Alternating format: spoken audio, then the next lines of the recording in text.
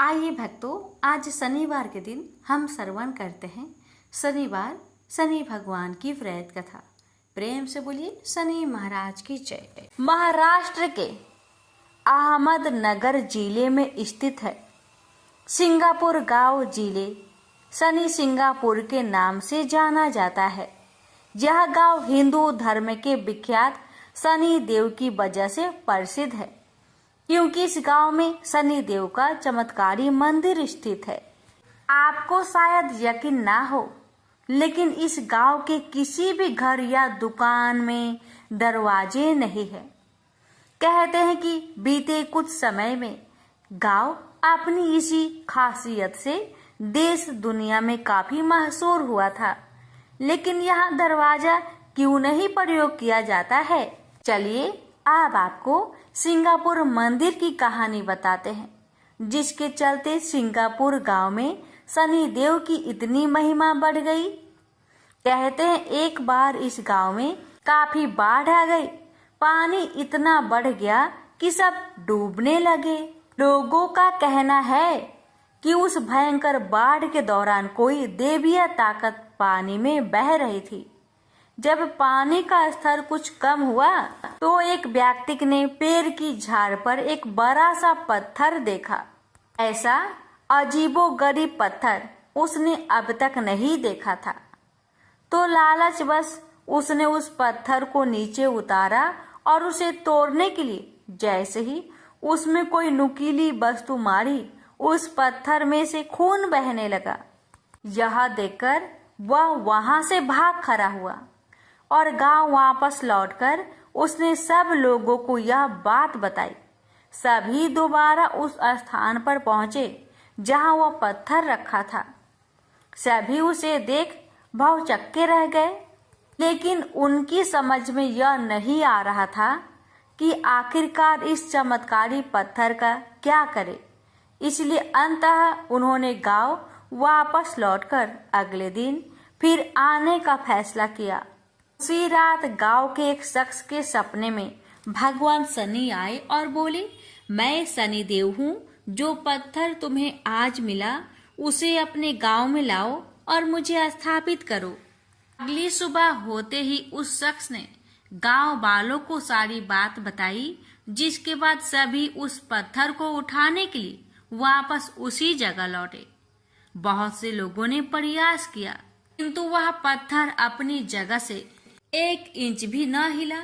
काफी देर तक कोशिश करने के बाद गांव वालों ने यह विचार बनाया कि वापस लौट चलते हैं और कल पत्थर को उठाने के लिए नए तरीके के साथ आएंगे। उस रात फिर से शनिदेव उस शख्स के सपने में आए और उसे यह बता गए कि वह पत्थर कैसे उठाया जा सकता है।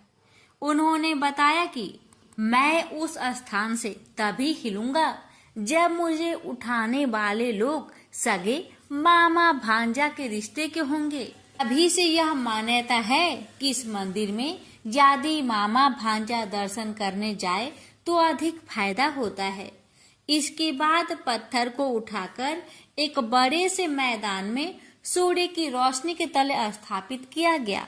आज सिंगापुर गांव के शनि सिंगापुर मंदिर में यदि आप जाए तो प्रवेश करने के बाद कुछ आगे चलकर ही आपको खुला मैदान दिखाई देगा। उस जगह के बीचों बीच स्थापित शनि देव जी, वहां जाने वाले आस्थावान लोग केसरी रंग के वस्त्र पहनकर ही जाते हैं। कहते हैं मंदिर में कथित तौर पर कोई पुजारी नहीं है। भक्त प्रवेश करके शनि देव जी के दर्शन करके सीधा मंदिर से बाहर निकल जाते हैं। रोजाना शनि देव जी की स्थापित मूर्त पर सरसों के तेल से अभिषेक किया जाता है। मंदिर में आने वाले भक्त अपनी इच्छा अनुसार यहाँ तेल का चढ़ावा भी देते हैं। ऐसी मान्यता भी है कि जो भक्त मंदिर के भीतर जाए वह केवल सामने ही देखता हुआ जाए। उसे पीछे से कोई भी आवाज लगाए तो मुड़कर देखना नहीं है। शनि देव को माथा टेक कर सीधा सीधा बाहर आ जाना है। यदि पीछे मुड़कर देखा तो बुरा प्रभाव होता है। प्रेम से बोलिए शनि भगवान जी की जय। हे शनि भगवान, आपकी कथा कहने वाले, सुनने वाले, हुक्कार भरने वाले सभी भक्तों पर अपनी कृपा सदा सर्वदा बनाए रखना। प्रेम से बोलिए शनि महाराज की जय। एक ब्राह्मण को सपने में नीली घोड़ी पर नीली कपड़े पहने एक आदमी दिखाई देता था और कहता है, हे ब्राह्मण देवता, मैं तेरे लगूंगा। ब्राह्मण घबरा कर उठ गया। अगले दिन यही सपना उसे फिर आता है। यह सपना उसे रोज आने लगा। वह परेशान हो गया और चिंता के मारे दुबला होने लगा। उसकी पत्नी ने कारण पूछा तो उसने सपने के बारे में बताया। ब्राह्मणी बोली, वे अवश्य ही शनि महाराज होंगे। आपकी बार दिखे तो कहना लग जाओ, पर सवा पहर से ज्यादा मत लगना। उस दिन सपने आने पर ब्राह्मण ने कहा, लग जाओ, पर कितने समय के लिए लगोगे? शनि जी बोले, 7.5 वर्ष का लगूंगा। ब्राह्मण ने कहा, क्षमा करे शनि जी, इतना भारी तो मुझसे झेला नहीं जाएगा। तब शनि जी बोले, तो 5 वर्ष का लग जाऊंगा। ब्राह्मण बोला, यह भी मेरे लिए ज्यादा है। शनि जी बोले, 2.5 साल का लग जाऊं। ब्राह्मण ने मना किया तो शनि जी कहने लगे, सवा पहर का तो लगूंगा ही, इतना तो कोढ़ी कलंगी भिखारी के भी लग जाता हूँ। तब ब्राह्मण ने कहा, ठीक है। ब्राह्मण को सवा पहर की शनि की दशा लग गई। ब्राह्मण ने नींद से जागकर ब्राह्मण से कहा, मेरे सवा पहर शनि की दशा लग गई है, इसलिए मैं जंगल में जाकर यह समय बिताऊंगा। मेरे लिए खाने पीने का सामान बांध दे। मेरे पीछे से किसी से लड़ाई झगड़ा ना हो, इसका ध्यान रखना। ज्यादातर घर में ही रहना। बच्चों का भी ध्यान रखना। इस सवा पहर के समय में कोई गाली भी दे तो चुपचाप सुन लेना, बहस मत करना। यह सब समझाकर ब्राह्मण जंगल में चला गया। जंगल में ब्राह्मण एक पीपल के पेड़ के नीचे बैठ गया और हनुमान जी का पाठ करने लगा। 1 पहर बीत गया। ब्राह्मण ने सोचा बाकी बचा समय रास्ते में बीत जाएगा, इसलिए वहां से चल दिया। रास्ते में एक बारी में मतीरे लगे देखे। माली से एक मतीरा खरीदा, पोटली में बांधा और आगे बढ़ा। आगे एक आदमी मिला जो असल में शनिदेव थे। ब्राह्मण से पूछा, पोटली में क्या है? उसने कहा, मतीरा है। शनिदेव बोले, दिखाओ। ब्राह्मण ने पोटली खोली। उसमें राजकुमार का कटा हुआ खून से लथपथ सिर दिखा। शनिदेव ब्राह्मण को राजा के पास ले गए और कहा कि इस ब्राह्मण ने राजकुमार की हत्या कर दी है। इसके पास पोटली में राजकुमार का सिर है। राजा ने कहा, मैं यह नहीं देख सकता, इस ब्राह्मण को सूली पर चढ़ा दो। राजा के यहाँ हाहाकार मच गया। ब्राह्मण को सूली पर चढ़ाने से पहले पूछा गया कि उसकी कोई आखिरी इच्छा हो तो बताए। ब्राह्मण ने सोचा किसी तरह सवा पहर पूरा करना होगा। उसने कहा, वहाँ रोज बालाजी की कथा सुनता है। मरने से पहले अंतिम बार बालाजी की कथा सुनना चाहता हूँ। ब्राह्मण को कथा सुनाने का प्रबंध किया गया। कथा कहते कहते सवा पहर पूरा हो गया। शनि की दशा टलते ही राजकुमार शिकार खेलकर लौटता हुआ दिखाई दिया। राजकुमार को आता देख राजा बहुत खुश हुआ, लेकिन उसे निर्दोष ब्राह्मण की हत्या का दोष लगने का डर सताने लगा। उसने तुरंत घोड़सवार सैनिकों को ब्राह्मण को आदर सहित ले आने के लिए भेजा। ब्राह्मण राज दरबार में आया तो राजा ने क्षमा मांगी और पोटली दिखाने के लिए कहा। पोटली खोली तो उसमें मतीरा था। राजा ने इन सब के बारे में पूछा तो ब्राह्मण ने बताया, मुझे सवा पहर की शनिचर की दशा लगी थी, इस कारण यह सब तमाशा हुआ। राजा ने पूछा, यह दशा कैसे टलती है? ब्राह्मण बोला, राजा, यह सेठ के लगे तो काला हाथी या काला घोड़ा दान करे। गरीब के लगे तो पीपल की पूजा करे। पूजा करे तब बोले, साचा शनिचर कहिए, जाके पाओ सदा ही पढ़िए। शनि की कहानी सुने, तिल का तेल और काला उड़द दान करे। काले कुत्ते को तेल से चुपर कर रोटी खिलाए तो शनिचर की दशा उतर जाती है। राजा ने उसे मदिरा वापस दे दिया। घर आकर ब्राह्मण ने मदिरा काटा तो उसमें बीज की जगह हीरे मोती निकले।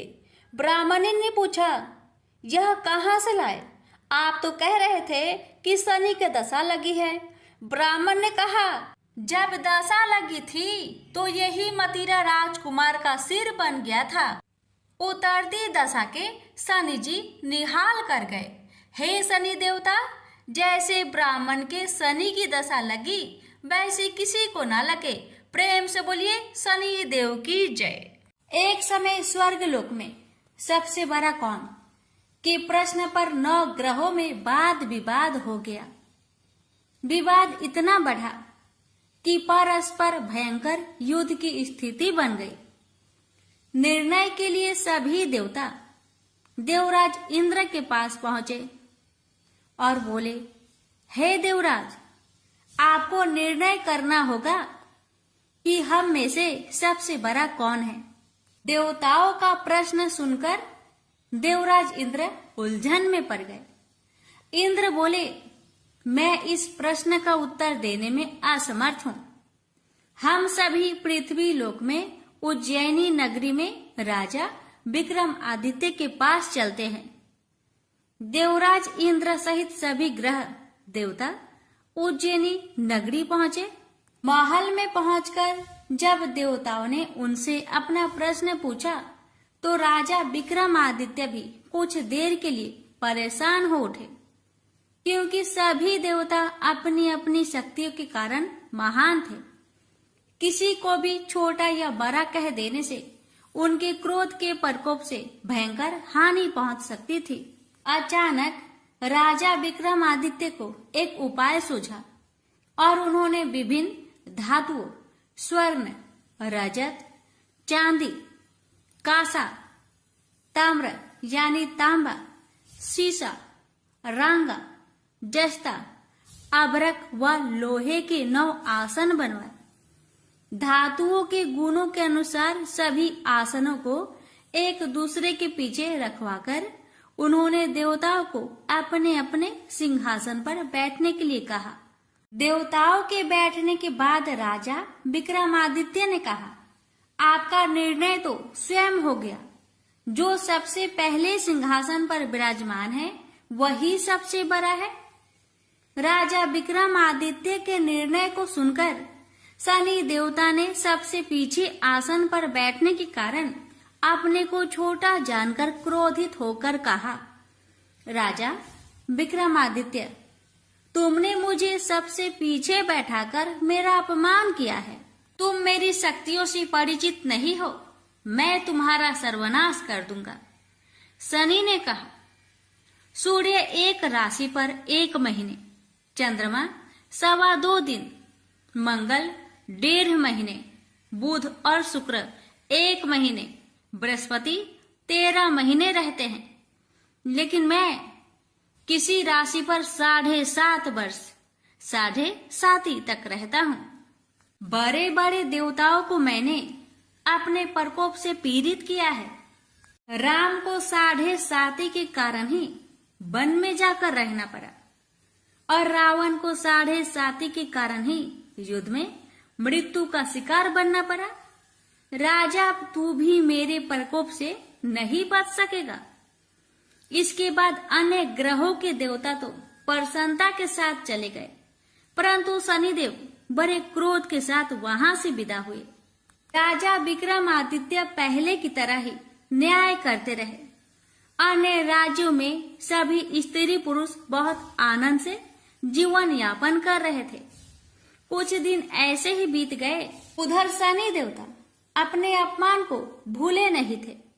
विक्रम आदित्य से बदला लेने के लिए एक दिन शनिदेव ने घोड़े के व्यापारी का रूप धारण किया और बहुत से घोड़े के साथ उज्जैनी नगरी पहुंचे। राजा विक्रमादित्य ने राज्य में किसी घोड़े के व्यापारी की आने के समाचार सुना तो अपने अश्वपाल को कुछ घोड़े खरीदने के लिए भेजा। घोड़े बहुत कीमती थे। तो पाल ने जब वापस लौटकर इस संबंध में बताया तो राजा विक्रम आदित्य ने स्वयं आकर एक सुंदर व शक्तिशाली घोड़े को पसंद किया। घोड़े की चाल देखने के लिए राजा उस घोड़े पर सवार हुए तो वह घोड़ा बिजली की गति से दौड़ पड़ा। तेजी से दौड़ता घोड़ा राजा को दूर एक जंगल में ले गया और फिर राजा को वहां गिराकर जंगल में कहीं गायब हो गया। राजा अपने नगर को लौटने के लिए जंगल में भटकने लगा, लेकिन उन्हें लौटने का कोई रास्ता नहीं मिला। राजा को भूख प्यास लगाई। बहुत घूमने पर उसे एक चरवाहा मिला। राजा ने उससे पानी मांगा। पानी पीकर राजा ने उस चरवाहे को अपनी अंगूठी दे दी। फिर उससे रास्ता पूछकर वह जंगल से निकलकर पास के नगर में पहुंचा। राजा ने एक सेठ की दुकान पर बैठकर कुछ देर आराम किया। उस सेठ ने राजा से बातचीत की तो राजा ने उसे बताया कि मैं उज्जैनी नगरी से आया हूँ। राजा के कुछ देर दुकान पर बैठने से सेठ जी की बहुत बिक्री हुई। सेठ ने राजा को बहुत भाग्यवान समझा और खुश होकर उसे अपने घर भोजन के लिए ले गया। सेठ के घर में सोने का एक हार खूंटी पर लटका हुआ था। राजा को उस कमरे में छोड़कर सेठ कुछ देर के लिए बाहर गया। तभी एक आश्चर्यजनक घटना घटी। राजा के देखते देखते सोने के उस हार को खूंटी निकल गई।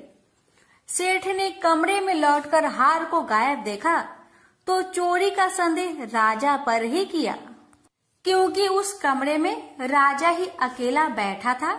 सेठ ने अपने नौकरों से कहा कि इस परदेशी को रस्सियों से बांधकर नगर के राजा के पास ले चलो। राजा ने विक्रमादित्य से हार के बारे में पूछा तो उसने बताया कि उसके देखते ही देखते खूंटी ने हार को निगल लिया था। इस पर राजा ने क्रोधित होकर चोरी करने के अपराध में विक्रमादित्य के हाथ पांव कटवाने का आदेश दे दिया। राजा विक्रमादित्य के हाथ पांव काटकर उसे नगर के सड़क पर छोड़ दिया गया। कुछ दिन बाद एक तेली उसे उठाकर अपने घर ले गया और उसे अपने कोल्हू पर बैठा दिया। राजा आवाज देकर बैलों को हाँकता रहता। इस तरह तेली का बैल चलता रहा और राजा को भोजन मिलता रहा। शनि के प्रकोप की 7.5 पूरी होने पर वर्षा ऋतु आरंभ हुई। राजा विक्रमादित्य एक रात मेघ मल्हार गा रहा था कि तभी नगर के राजा की लड़की राजकुमारी मोहिनी रथ पर सवार उस तेली के घर के पास से गुजरी। उसने मेघ मल्हार सुना तो उसे बहुत अच्छा लगा और दासी को भेजकर गाने वाले को बुला लाने को कहा। दासी ने लौटकर राजकुमारी को अपंग राजा के बारे में सब कुछ बता दिया। राजकुमारी उसके मेघ मल्हार से बहुत मोहित हुई, अतः उसने सब कुछ जानकर भी अपंग राजा से विवाह करने का निश्चय कर लिया। राजकुमारी ने अपने माता पिता से जब यह बात कही तो वे हैरान रह गए। रानी ने मोहिनी को समझाया, बेटी तेरे भाग्य में तो किसी राजा की रानी होना लिखा है, फिर तू उस अपंग से विवाह करके अपने पांव पर कुल्हाड़ी क्यों मार रही है। राजकुमारी ने अपनी जिद नहीं छोड़ी। अपनी जिद पूरी करने के लिए उसने भोजन करना छोड़ दिया और प्राण त्याग देने का निश्चय कर लिया। आखिर राजा रानी को विवश होकर अपंग विक्रमादित्य से राजकुमारी का विवाह करना पड़ा। विवाह के बाद राजा विक्रमादित्य और राजकुमारी तेली के घर में रहने लगे। उस रात स्वप्न में शनिदेव ने राजा से कहा, राजा तुमने मेरा प्रकोप देख लिया। मैंने तुम्हें अपने अपमान का दंड दिया है। राजा ने शनिदेव से क्षमा करने को कहा और प्रार्थना की हे शनिदेव, आपने जितना दुख मुझे दिया है अन्य किसी को न देना। शनिदेव ने कुछ सोचकर कहा, राजा, मैं तुम्हारी प्रार्थना स्वीकार करता हूँ। जो कोई स्त्री पुरुष मेरी पूजा करेगा, शनिवार को व्रत करके मेरी व्रत कथा सुनेगा, उस पर मेरी अनुकंपा बनी रहेगी। प्रातः काल राजा विक्रमादित्य की नींद खुली तो अपने हाथ पांव देखकर राजा को बहुत खुशी हुई। उसने मन ही मन शनिदेव को प्रणाम किया। राजकुमारी भी राजा के हाथ पांव सही सलामत देखकर आश्चर्य में डूब गई। राजा विक्रमादित्य ने अपना परिचय देते हुए शनिदेव के प्रकोप की सारी कहानी सुनाई। सेठ को जब इस बात का पता चला तो दौड़ता हुआ तेली के घर पहुंचा और राजा के चरणों में गिरकर क्षमा मांगने लगा। राजा ने उसे क्षमा कर दिया क्योंकि यह सब तो शनिदेव के प्रकोप के कारण हुआ था। सेठ राजा को अपने घर ले गया और उसे भोजन कराया। भोजन कराते समय वहां एक आश्चर्यजनक घटना घटी। सबके देखते देखते उस खूंटी ने हार उगल दिया। सेठ जी ने अपनी बेटी का विवाह भी राजा के साथ कर दिया और बहुत से स्वर्ण आभूषण, धन आदि देकर राजा को विदा किया। राजा विक्रमादित्य राजकुमारी मोहिनी और सेठ की बेटी के साथ उज्जैनी पहुंचे तो नगर वासियों ने हर्ष से उनका स्वागत किया। अगले दिन राजा विक्रमादित्य ने पूरे राज्य में घोषणा कराई कि शनिदेव सब देवों में सर्वश्रेष्ठ है। प्रत्येक स्त्री पुरुष शनिवार को उनका व्रत करे और व्रत कथा अवश्य सुने। राजा विक्रमादित्य की घोषणा से शनिदेव बहुत प्रसन्न हुए। शनिवार का व्रत करने और व्रत कथा सुनने के कारण सभी लोगों की मनोकामनाएं शनिदेव की अनुकंपा से पूरी होने लगी। सभी लोग आनंद पूर्वक रहने लगे। प्रेम से बोलिए शनि महाराज की जय हो। एक बार भगवान विष्णु, शंकर और ब्रह्मा जी के बीच एक संवाद शुरू हुआ। यह संवाद था संसार में एक न्याय अधिकारी को जन्म देने का। यह संवाद तब शुरू हुआ जब देवों और असुरों के बीच लगातार युद्ध हो रहा था। असुरों को लगता था कि जब न्याय की बात आती है तो फैसला देवों के हक में सुनाया जाता है, परंतु असुरों के गुरु शुक्राचार्य को भगवान शंकर पर पूर्ण विश्वास था कि वह देवों के साथ असुरों के हितों की भी रक्षा करेंगे। भगवान शंकर ने अपने परम भक्त शुक्राचार्य को निराश नहीं किया। भगवान शंकर ही थे जिन्होंने शनि देव के जन्म की पथकथा लिखी। शनि देव का जन्म सूर्य पुत्र के रूप में हुआ, जिनकी माँ का नाम छाया था। एक पौराणिक कथा के अनुसार छाया ने शनि को एक जंगल में छुपा के रख उनका वही पालन पोषण किया। यम के अलावा शनि भी एक पुत्र है। शनि देव को भी नहीं मालूम था उनके पिता स्वयं सूर्य देव है। लेकिन यह राज बहुत दिनों तक छुपा ना सका, क्योंकि संसार को उनका न्याय अधिकारी मिलना था, जो कर्मों के आधार पर लोगों को न्याय और दंड देगा। इधर देवाधिपति इंद्रदेव और शुक्राचार्य के बीच न्याय अधिकारी के अस्तित्व को जानने के लिए खलबली मची हुई थी। इसी खलबली का नतीजा एक चक्रवात के रूप में आया, जिसका संचालन शुक्राचार्य कर रहे थे।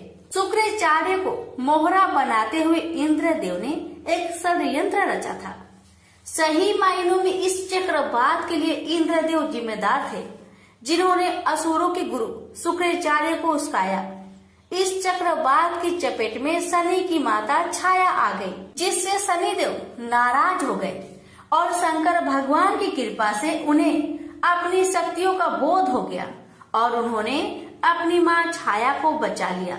इसके बाद सूर्य देव चक्रवात से क्रोधित हो गए और उन्होंने शुक्राचार्य और इंद्रदेव को सूर्य लोक में बुलाया, जहाँ पर चक्रवात के दोषी को दंड देकर न्याय किया जाना था।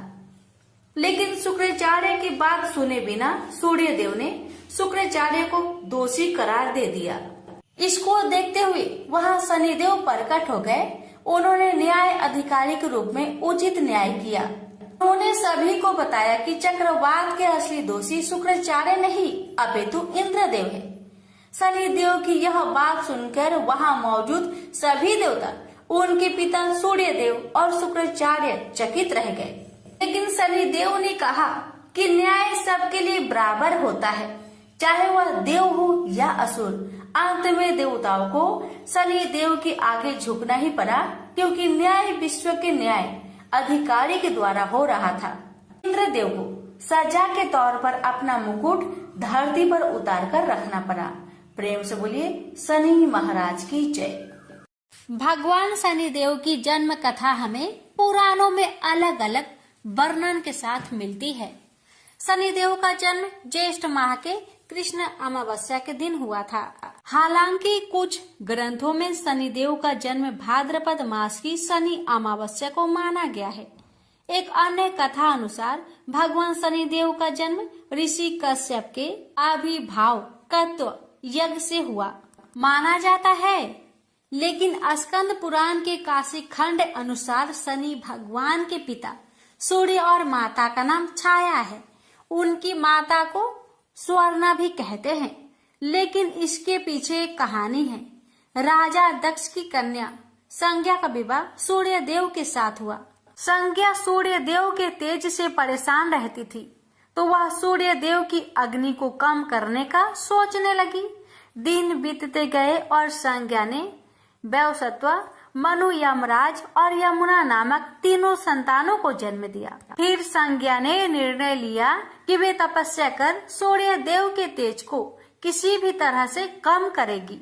लेकिन बच्चों के पालन और सूर्य देव को इनकी भनक ना लगे, इसके लिए उन्होंने एक युवती निकाली।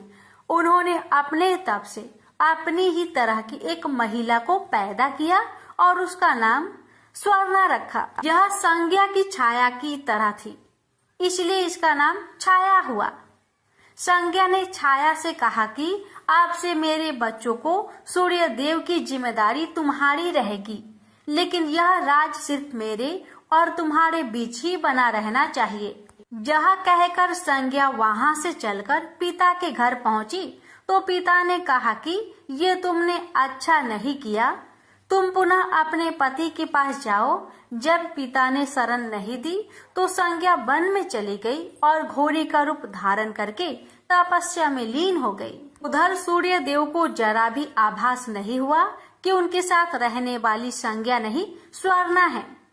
स्वर्णा अपने नारी धर्म का पालन करती रही और छाया रूप होने के कारण उन्हें सूर्य देव के तेज से कोई परेशानी नहीं हुई। सूर्य देव और स्वर्णा के संयोग से भी मनु, शनिदेव और भद्रा 3 संतानें जन्म लिया। कहते हैं कि जब शनिदेव छाया के गर्भ में थे तो छाया ने भगवान शिव का कठोर तपस्या की थी।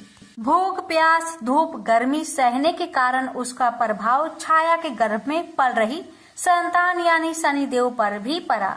फिर जब शनिदेव का जन्म हुआ तो उनका रंग काला निकला।